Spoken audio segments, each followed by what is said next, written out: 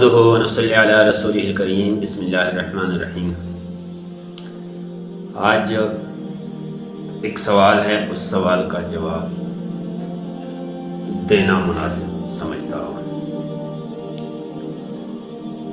ایک بھائی کا سوال ہے کہ آج کل بہت عام رواج ہے اور خصوصاً جو عورتوں میں یہ مسئلہ عام ہے، مردوں میں بھی عام ہے کہ کسی پیر فقیر اور کسی مولوی اور کسی دم درود والے کے پاس جا کے اس سے جو ہے نا یا کوئی تعویذ لکھ کے گلے میں ڈال دیتے ہیں، تو اس کے بارے میں کیا شرعی حکم ہے؟ ایک بھائی نے سوال کیا اور اس نے حوالہ بھی دے دیا کہ عبداللہ ابن مسعود رضی اللہ تعالی عنہ کی بیوی نے گلے میں خسرے کے لیے جو ہے نا تعویذ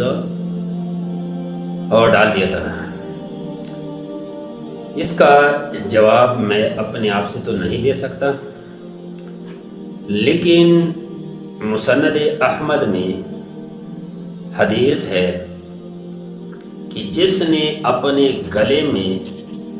کوئی چیز ڈالا وہ اس کے حوالہ ہو گیا۔ یہ حدیث اس طرح ہے، میں کتاب سے پڑھتا ہوں، من علق شیئا وکلا الیہ، اور اس کا ترجمہ ہے کہ جس نے کوئی بھی چیز لٹکائی اسے اسی کے سپرد کر دیا جائے گا، یعنی اللہ تعالیٰ کے ذمے سے وہ نکل گیا۔ ایک دوسری بات یہ ہے کہ دور جاہلیت میں لوگ تعویذ داغا استعمال کرتے تھے، اور عربوں میں یہ رواج تھے۔ شرح سنت میں یہ حدیث کا ذکر ہے کہ وہ چھوٹے بچوں کے سر کے اوپر جو ہے نا گھونگے، جس کو سیپیا بھی کہتی ہے، وہ باندھ کے لٹکاتے تھے کہ بھائی یہ نظر بد کے لیے بہتر ہے، اس بچے کو بد نظر نہیں لگے۔ اور یہ آج کل بھی اکثر علاقوں میں یہ رواج ہے، کچھ کوئی موتیا یعنی من کے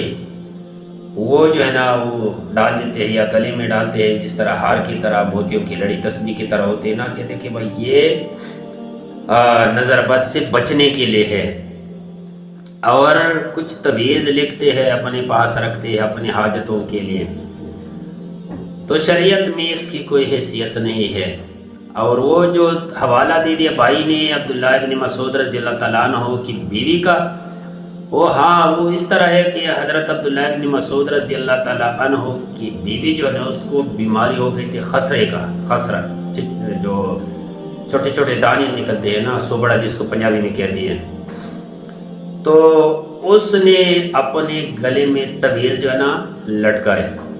جیسے عبداللہ ابن مسعود رضی اللہ تعالیٰ عنہ گھر میں آ گیا اور اس نے دیکھ لیا، تو اس نے اس تعویذ کو کاٹ کر اور پھینک دیا، اور اس نے کہا کہ عبداللہ کے گھر میں شرک کبھی نہیں آئے۔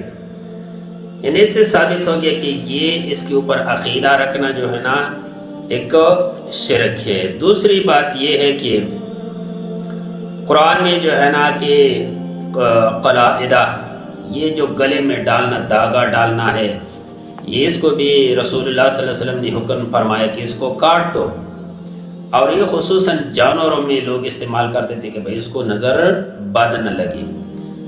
تو اس کے علاوہ کچھ ایسے تعویذ لکھتے ہیں لوگ کہ جس میں شیطانوں کے نام ہوتے ہیں، جس میں غیر اللہ سے مدد مانگنا جو ہے نا وہ ہوتے ہیں۔ بہت سارے لوگ اس طرح تعویذ میں نے دیکھی ہے، لیکن یہ شرک ہے اور اس سے بچنا جو ہے نا ضروری ہے۔ اللہ اور اللہ کے رسول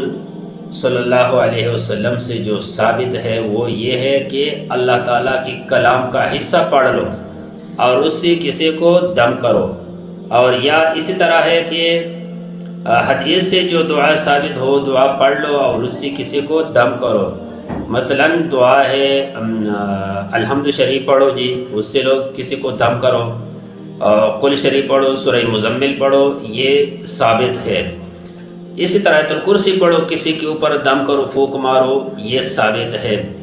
اسی طرح اللہ تعالیٰ کے ناموں سے جو ہے نا اللہ تعالیٰ کا نام پڑھو اور کسی کے اوپر دم کرو، یہ جائز ہے، یہ شرعی ہے۔ اور یا کسی پرچے کے اوپر لکھ دے کسی کو پلا دو، یہ بھی صحیح ہے،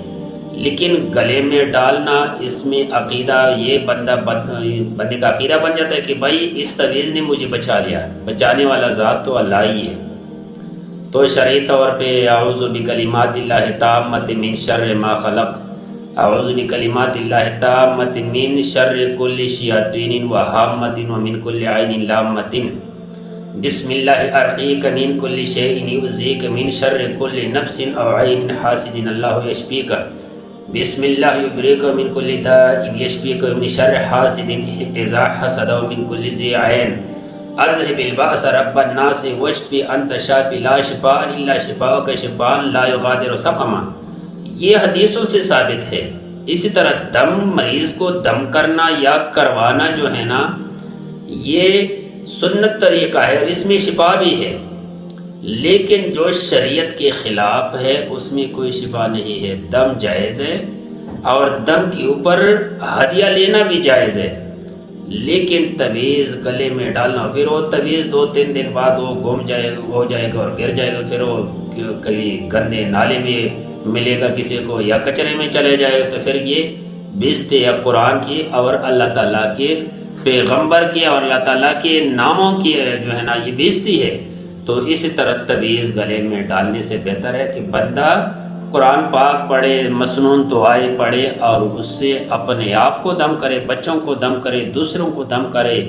اللہ تعالی ہمیں عمل کرنے کی توفیق عطا فرمائے۔ سبحان ربک رب العزت عما یصفون، سلام علی المرسلین والحمد للہ۔